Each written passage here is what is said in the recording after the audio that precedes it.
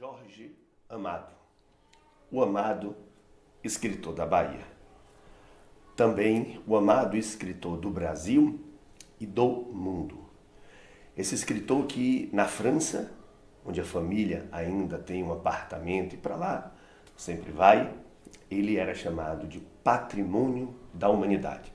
Não se tratava de um escritor apenas que conseguiu construir uma mitologia da Bahia.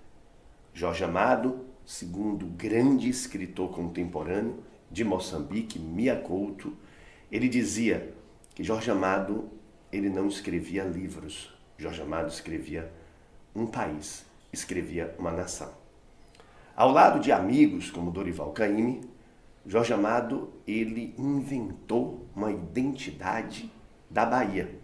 A Bahia que conhecemos hoje, ela não existiria nessa sua plenitude cultural sem a riquíssima contribuição desse baiano. Apaixonado, quando diziam, mas a Bahia muito te deve, Jorge. Ele falava, a Bahia não me deve nada. Eu é quem devo a Bahia. Eu escrevi o que eu vi, eu escrevi o que me disseram. Ele se dizia um grande contador de casos, contador de histórias. Escritor mesmo era o Guimarães Rosa. Ele falava numa verdadeira modéstia. Jorge Amado, ele através das suas obras, que em princípio, claro, foram obras super ideologizadas, políticas, defensoras, sim, de uma causa.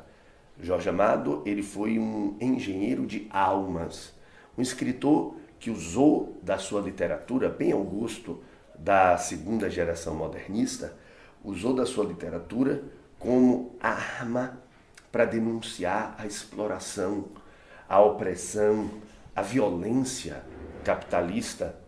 Jorge Amado, o autor de O País do Carnaval, o Suor, o autor de Jubiabá, a primeira obra a ter um protagonista negro, que inclusive em 1935 ele começa a narrar o personagem principal, Antônio Balduino, o famoso Baldo, celebrizado numa canção belíssima do grande Jerônimo, outro que ajudou a nós nos conhecermos melhor através das suas canções. Esse apaixonado também pelo Pelourinho, por esse centro histórico belíssimo da Bahia. Baldo, ele luta com um alemão no início do livro. E ele apanha do alemão, ele bate no alemão e ele acaba vencendo a luta de boxe. Ele acaba derrubando esse alemão. Para um leitor desavisado ou um leitor desconhecedor do ano de publicação desse livro, 1935, não passou de uma cena qualquer. Mas para aquele leitor que busca o contexto, que busca o que não está dito de forma explícita, o que Jorge Amado mostrou ali foi que o branco ariano, ele também perde. E ele perde para o negro. Lembremos, o discurso racialista nazista estava reverberando em várias partes do mundo. Hitler defendia a superioridade da raça ariana e Jorge Amado, usando essa arma poderosíssima, que é a arte. A arte que existe porque, como diz Ferreira Goulart, porque a vida não basta. A arte existe porque nós não podemos morrer com as verdades, como diria Nietzsche. Então Jorge Amado nos mostra que o branco pode ganhar, mas também o negro pode ganhar. Jorge Amado, 2 anos depois, como se estivesse tirando de Jubiabá, ele constrói a belíssima narrativa Capitães da Areia. Jorge Amado, nessa parte, é sim um escritor comprometido com a causa. Ele próprio dizia, a minha obra, toda ela, é uma defesa dos pobres contra os ricos.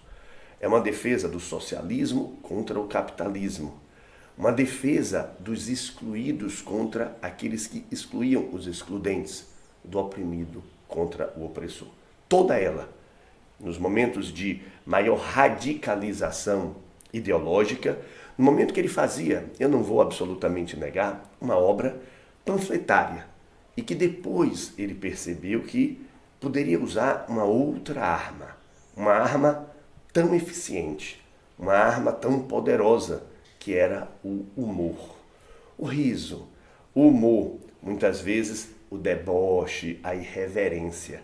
E ele dizia que esta arma, o humor, conseguia sim o seu objetivo, que era denunciar, criticar, mas de uma forma menos ostensivamente radical, menos política. Jorge Amado, que construiu personagens femininas importantíssimas, personagens que entraram de fato mesmo para o imaginário, principalmente após as adaptações televisivas. Gabriela Cravo e Canela, que recentemente Juliana Paz deu um show. Claro que muitos dizem, mas Sônia Braga marcou realmente essas adaptações fílmicas, televisivas das obras de Jorge Amado.